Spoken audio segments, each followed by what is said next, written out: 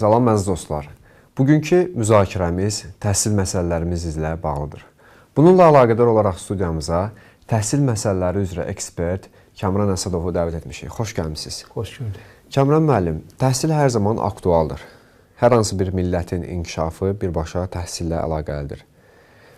Çox geniş müzakirəmiz olacaq. Bundan öncə zəhmət olmasa özünüz barədə qısa məlumat verərdiniz. Kamran Əsədov, Bakı Dövlət Universitetinin Tarix Fakültəsinin bakalavr, magistratura və doktorantura prosesini bitirmişəm. 3 kitabın müəllifiyəm. Orta məktəblər üçün dərslik, abituriyentlər üçün konstitusiya kitabın müəllifi. Hal-hazırda isə Azərbaycan tarixinin 20-ci əsrini əhatə edə biləcək 2 geniş, fundamental kitab üzərində işləyirəm. 2 ildən artıqdır. Hesab edirəm ki, bu ilin axırına qədər tamamlanacaqdır. Bundan başqa xarici ölkələrdə 20-dən çox elmi məqalələrim çıxıb indeksli jurnallarda Azərbaycan tarixinin ən aktual mövzuları ilə bağlı. Bundan başqa bir sıra yerli və xarici beynəlxalq treninqlərdə, təlimlərdə iştirak etmişəm. Bundan başqa hətta özüm də bir neçə təhsilin bu və digər pillələr üzrə təlimlər vermişəm. Siz tarixçisiniz, özünüzü çox gözəl bilirsiniz ki, məsələn, 2-ci Dünya müharibəsindən sonra Almaniya, Yaponiya çox sürətli inkişaf prosesi keçdi. Xüsusilə Yaponlar. Onlar bütün sərmayələrini daha çox təhsil məsələlərinə yönəltdilər. Xüsusilə daha çox məsələlərə analitik təfəkkürlə yanaşdılar və bu günləri dünyada əksər sahələrdə dominantlığa sahibdirlər. Xüsusən təhsilə yatırılmış sərmayə və elmi olan böyük diqqət sayəsində. Bugün Azərbaycanda təhsilimiz ümumən hansı durumdadır? Əlbəttə, çox düzgün qeyd edirsiniz. Mən 2 fakt deyəcəm bundan bağlı.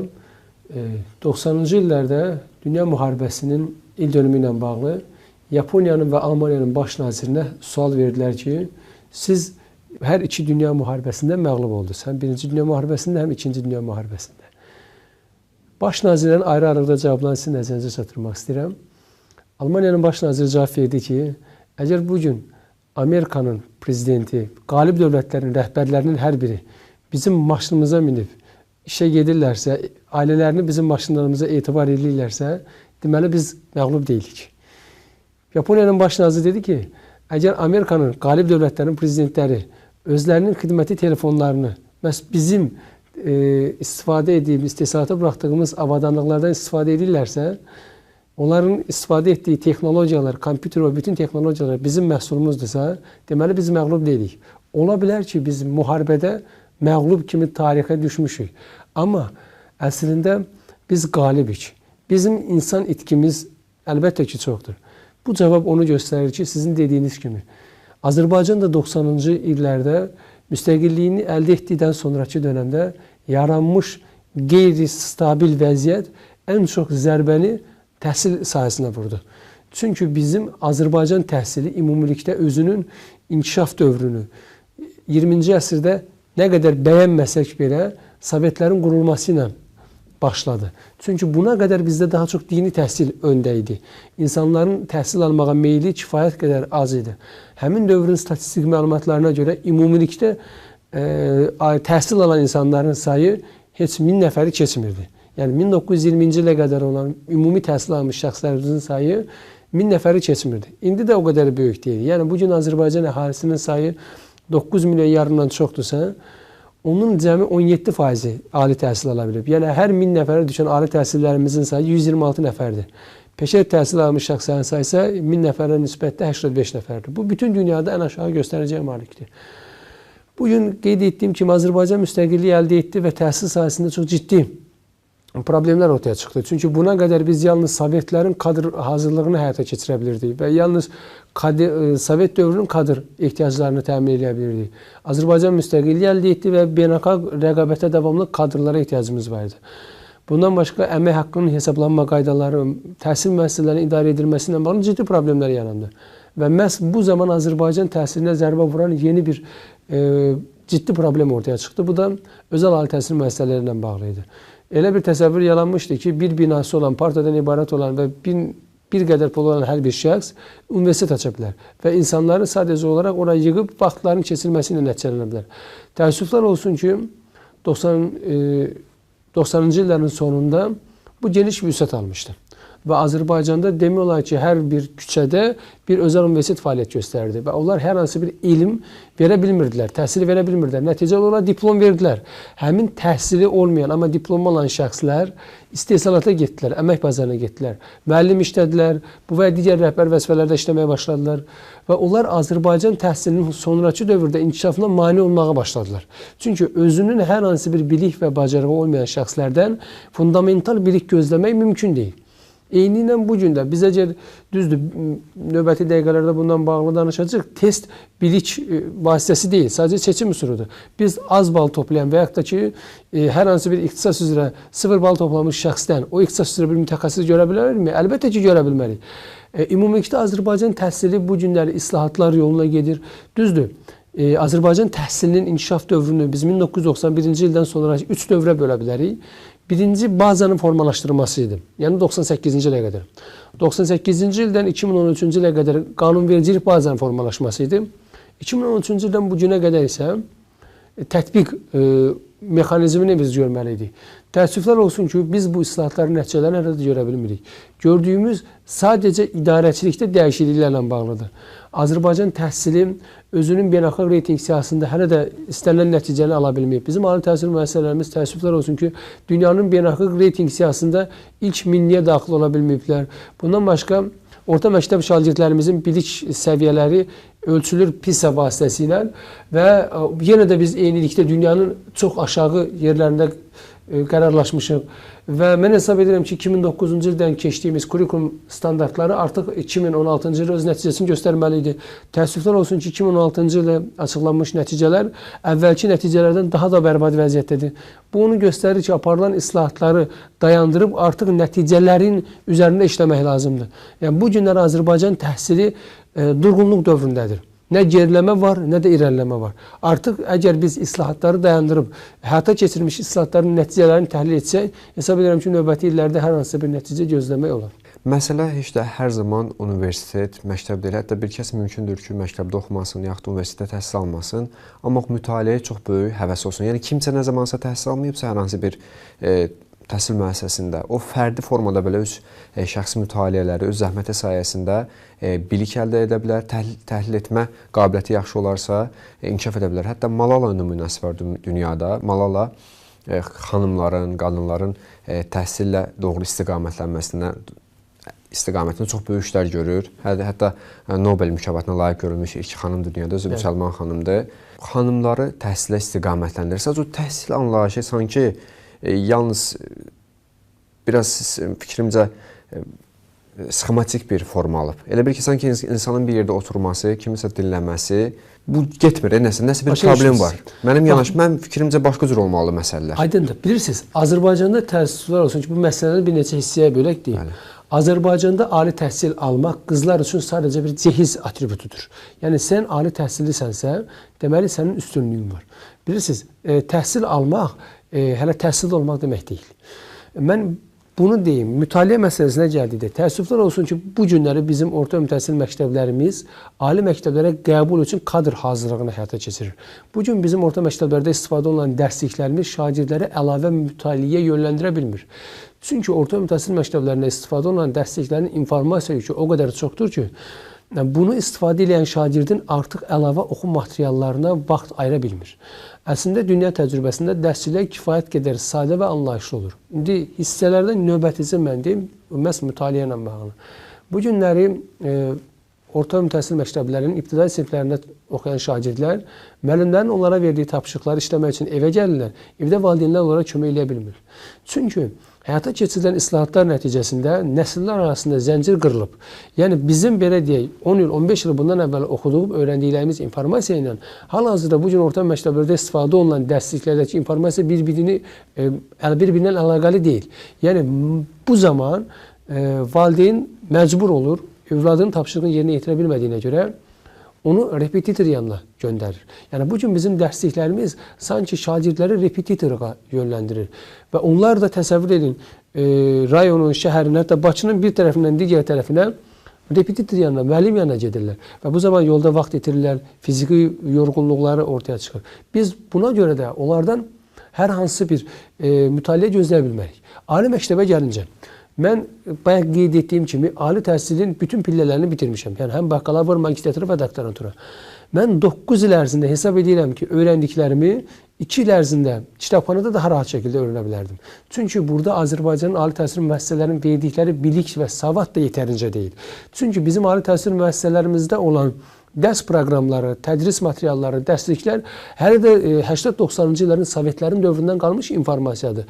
Bilirsiniz, hətta bizim ali təhsil müəssisələrimizdə elə professorlarımız, elmlər doktorlarımız var ki, onlar hələ də özlərini Sovet dövründə hesab edirlər və hesab edirlər ki, Azərbaycanda hələ də bir dənə dövlət televiziyası var və insanlar yalnız informasiyanı müəllimlərindən və televiziyadan alırlar. Onlar bilmirlər ki, bu günləri məktəbli, bu günləri tələbə tədris aldığı müəssisədən daha çox internet resurslarından və digər informasiya vasitələrindən daha çox informasiya ala bilər. Baxın, mən misalı belə deyim ki, insanların ilk insanın yarandığı gündən 1970-ci ilə qədər olan informasiyanı insan bir gündə ala bilir. Yəni, bir gündə aldığı informasiya o qədər geniş zamanda aldığı informasiyadan yüksəkdir. Bayaq qeyd etdiyim kimi, hər kəs fikirləşir ki, belə deyək, daha çox elmi dərəcəsi və yaxşı yüksək olan müəllimlərimiz, Allah onlara ömür versin, onlar yalnız informasiya mənbəyini qeyd etdiyim qaynaqlardan hesab edirlər. Amma onlar başa düşmürlər ki, bu günlər texnoloji yenilik nəticəsində, belə deyək, hər bir məktəblinin hətta ayrıca bir televiziyası var. Çünki sosial şəbəkələrin və digər şəbəkələrin onlayn birbaşa çıxışları var. Yəni canlı bağlantıları var. Hər kəs istəsə, sadəcə həmin texnologiyanın 2 düyməsinə basmaqla bütün auditoriya qarşısında çıxış edə bilər. Deməli, bizim müəllimlərimiz informasiya yükünə görə dərs dedikləri şəxslərdən geridədirlər və ayaqlaşa bilmirlər. Müəyyən informasiyalar var ki, onlar daha geridədir. Yəni artıq istifadəyə yararsızdır. Xanımlarımızın təhsil məsələsində də geri qalmalarının əsas səbəbi bundan ibarətdir ki, bilirsiniz, təəssüflər olsun ki, bu günləri biz nəzəriyyə keçirik. İstər məktəblərdə, istər ali təhsil müəssisələrində. Biz həyat üçün kadr hazırlaya bilmirik. Yəni öyrəndiyimiz bilik və bacarıqların bizə həyatın hansı dönəmində lazım olacağını bilmirik. Mən Avropa ölkələrinin birində olanda təhsil demək üçün və istədim, yəni şərq xalqlarından dərs deməklə bağlı, qədim tarixə malik olan Səfəvlərlə bağlı və digər dövlətlərlə bağlı, Osmanlı ilə bağlı mühazirə demək istəyəndə yerdən şagird qalxıb dedi ki, sizin mənə öyrətdiyiniz informasiya mənə həyatımın hansı hissəsində lazım olacaq? Yəni mənə lazım olacaq informasiyanı verin. Mənə lazımsız informasiyanı mənə yükləməyin. Amma bu günləri bizim orta təhsil məktəblərimizdə şagirdlərimizi yalnız yüklüyürük və biz hesab edirik ki, hər hansısa bir şagird əzbərdən riyaziyyat düsturlarını, tarix xronologiyasını bilirsə bu savadlıdır. Biz elə düşünürük ki, bu günləri 700 bal toplamış şəxs savadlıdır. Bizim qadınımız, bizim anamız, bacımız ali məktəblərə qəbul zamanı 600 balı keçibsə bu savadlıdır. Amma bu belə deyil. Bilirsiniz, biz kadrları dərslik əzbərlədərək yetişdirə bilmərik. Kadrlar orta məktəblərdə yetişdirilmir. Kadrlar ali təhsil müəssisələrində yetişir. Dünyada bilirsiniz necədir? Tanınmış dünyanın ilk reytingində 10 sırada olan universitetlərin qəbulu belədir. Sən oxuya bilirsənmi? Sən anlaya bilirsənmi? Sən sadəcə bunu bacarırsansa, çünki onların qəbulu bunun üzərindədir. Bəli. IELTS imtahanları, SAT, yəni SAT imtahanları. Burada sadəcə oxuma və anlama qabiliyyəti yoxlayırlar. Əgər sən oxuya bilirsənsə, anlaya bilirsənsə, gəl mən səni yetişdirəcəm kadr kimi. Amma bizim bu gün ali təhsil müəssisələrimiz nə edir? Konkret olaraq ali məktəblərə qəbul proqramında 4 ixtisas var. Və informasiyanı yüklürlər. Hərəsində 6 dənə fən var. Siz artıq tarix fakültəsinə qəbul olanda tarixi o müəllim səviyyəsində bilməlisiniz. Amma bəs əgər siz onu bilib ora qəbul olacaqsınız, orada nə öyrənəcəksiniz? Bu günləri təsəvvür edin, ali məktəbə qəbul olmuş. Tutalım, Azərbaycan dili üzrə, tarix üzrə bir tələbə, abituriyent qəbul olub, tələbə olub, müəllim ona sual verir.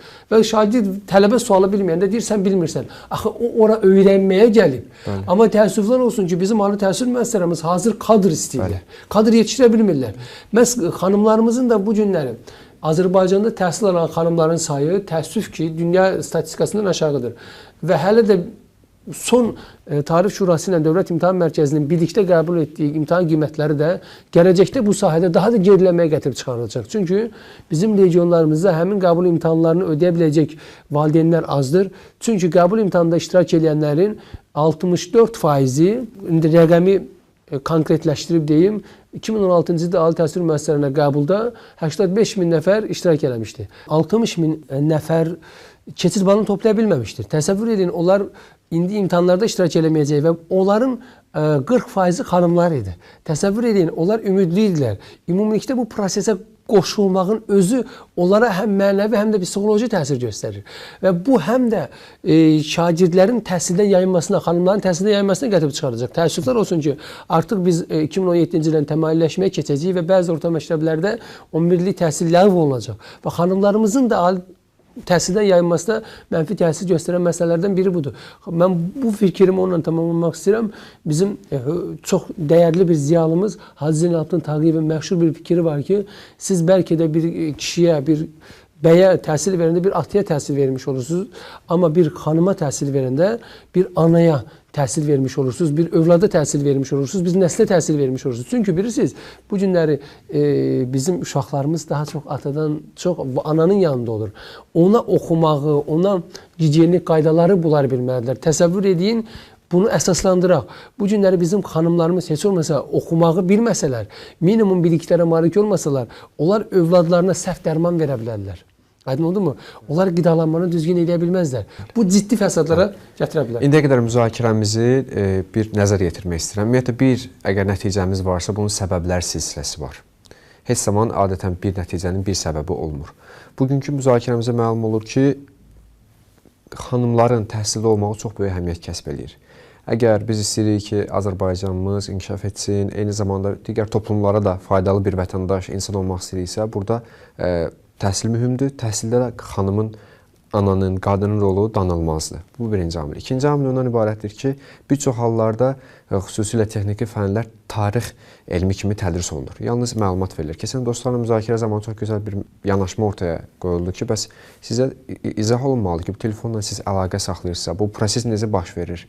Necə olur ki, siz onunla görüntülü əlaqə yarada bilirsiniz, o sizinlə ünsiyyət qura bilər. Nəinki yalnız siz qeyd etdiyiniz kimi düsturlar toplusu bizə tədris olunmalıdır. Bununla yanaşı Almanlardan danışmışkən əvvəldə, Almanlar deyir ki, eyni zamanda biz 2-ci Dünya müharibəsi zamanı şəxsiyyət və mənliyimizdən başqa hər şey itirdik. Şəxsiyyət və mənliyimizi itirmədiyimizə görə hər şeyi yenidən bərpa elədik.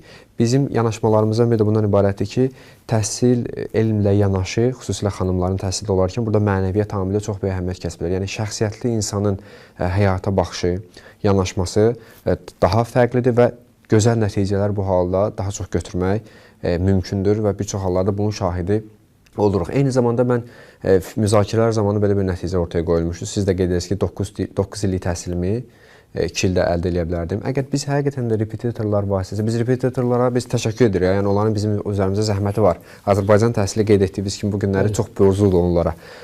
Lakin biz 11 illik təhsilimizi əgər uzaq hesablayıb, 3 il ərzində biz hazırlaşıb universitetə daxil olursa, biz niyə görə 8 ilimizi məktəbdə keçirməliyik? Bu kimi suallar ortaya doğur ki, bir çox suallar cavabsız qalır, yaxud da heç bu barədə düşünülmür. Mən növbəti mərhələyə keçmək istəyirəm. 2000 dövlət proqramı var idi və 70 milyon vəsait ayrıldı ki, xarici tələbələr təhsil alsın. Nəticə nə yerdədir? Bildiyiniz kimi, bayaq qeyd etdim, Azərbaycan müstəqilliyi əldə etdikdən sonra rəqabətə davamlı kadr potensialı hazırlanmalıdır. Dünya təhsilini bilən, dünya iqtisadiyyatını bilən.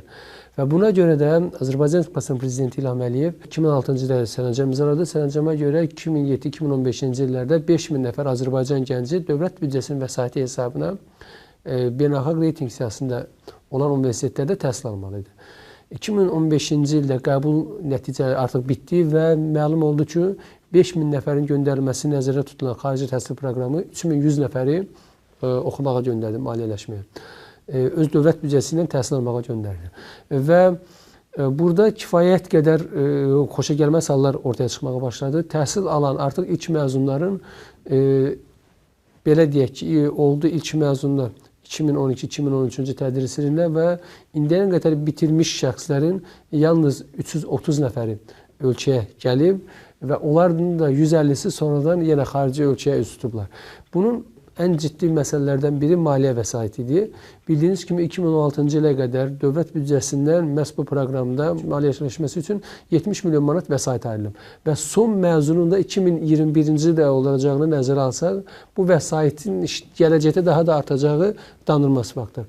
Və qeyd etdiyim kimi, Azərbaycan təəssüflər olsun ki, bu layihəni həyata keçirərkən xarici təhsil almağa göndərilmiş şəxslərlə müqavilədə ciddi boşluqlar ortaya qoydu. Birinci boşluqlardan biri ondan ibarət idi ki, bildiyiniz kimi təhsil alanların 30% qəbul olduqları universitetlərin belə birinci kurslarda təhsillərini yarımçıq qoydular. Yəni bir pillədən digər pilləsinə keçə bilmirlər. İkinci, çünki burada bir haşiyə çıxıb açıqlama veririm. Azərbaycandan fərqli olaraq Avropa və Amerikanın universitetlərinə qəbul qapıları geniş açılır. Amma çıxış qapıları isə daralır. Yəni siz ali məktəbə rahat şəkildə qəbul ola bilərsiniz. Sizin əgər orta təhsil məktəblərini bitirməz haqqında sənədiniz varsa, istədiyiniz fakültəyə birbaşa gedib oturub qeydiyyatdan keçib təhsil oranı tələbəsi ola bilərsiniz. Amma semestr ərzində tədris prosesi o qədər ciddidir ki, siz oranı bitirə bilməzsiniz. Məsələn, misallar deyim, tutalım Liverpool Universitetində təkcə 110 min nəfər bir il ərzində qəbul olur. Amma 4 il ərzində həmin 110 minin cəmi 6 min nəfəri məzun ola bilir. Amma Azərbaycan ali təhsil müəssisələrinə bu və digər götürək, bir qəbul ilinə 35 min nəfər ali təhsil müəssisələrinə qəbul olur, amma 50 min nəfər bitirir. Yəni təəssüflər olsun ki, gedişatda bunların sayı artır. Çünki onlar xaricdən köçürmələrlə gəlirlər, bu və digər formada sonra əvvəllər təhsil yardımcısı qoymuş şəxslər təhsilləri bərpa edirlər. Və məhz bu amil nəzərə alınmalı idi ki, təhsil yardımcısı qoymuş şəxslər bizim hər bir vətəndaşın cibindən kəsilərək, belə deyək, alınan pulu onu ödəyiblər. Həmin vəsaiti həmin şəxs geri qaytarmalıdır. Bundan başqa müqavilədə xüsusi olaraq vacib nüans ondan ibarət idi ki, bu şəxslər təhsilləri bitirdikdən sonra məhz Azərbaycana qayıdıb 5 il müddətində işləməlidirlər. Bu təklif xarakterli, formal xarakterli olmalıdır, məcburi xarakterli olmalıdır. Bundan başqa nəticəyə təsir göstərən amillərdən biri bundan ibarətdir ki, onlar bilirsiniz ki, təhsillərini başa vurduqdan sonra dövlət qulluğuna qəbul zamanı test imtahanından azaddılar, birbaşa müsahibə mərhələsinə dəvət olunurlar və birbaşa işlə təmin olunma faizləri yaxşıdır. Amma indiyənə qədər məzun olmuş şəxslərin cəmi 126 nəfəri işlə təmin olunub, onun da 56 nəfəri özəl şirkətlərdə. Bu, bilirsiniz, Azərbaycan bu şəxsləri xaricə təhsil almağa göndərəndə dövlətin sifarişi əsasında göndərmişdir. Yəni, dövlətin kadr olan ehtiyacları əsasında bunları göndərmişdir. Biz bu günləri Alman üçün, İngilis üçün, Amerikan üçün kadr hazırlayıb göndərməmişik ora.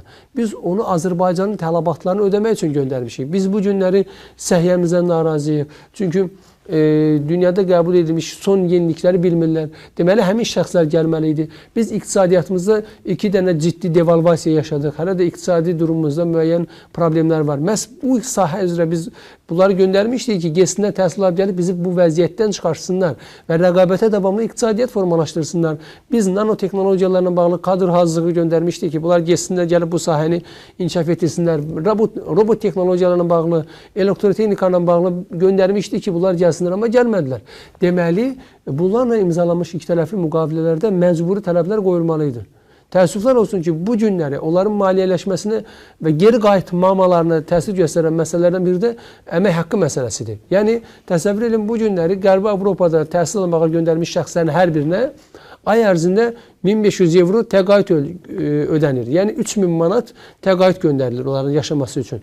Amma onlar qayıtdıqdan sonra Azərbaycanda onlara təklif olan işin əmək haqqı 300 manatdır. Təsəvvür edin, siz onlara təhsil aldığı müddətdə 3000 manat təqaüd verirsiniz.